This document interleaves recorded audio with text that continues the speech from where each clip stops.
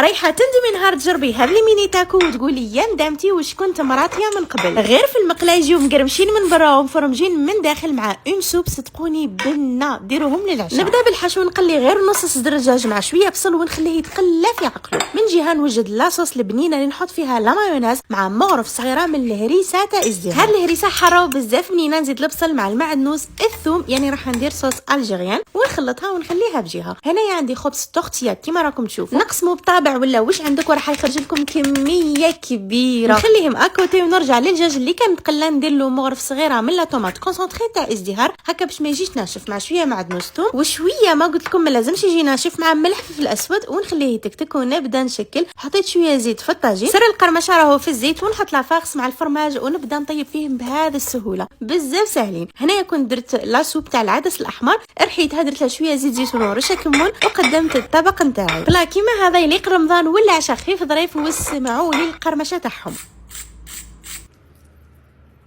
انا ما عليا غير نقول لك نهار تجربيها لازم تدوبلي لا كونتيتي باسكو رايحين يطيروا بها، وهذا ما كان.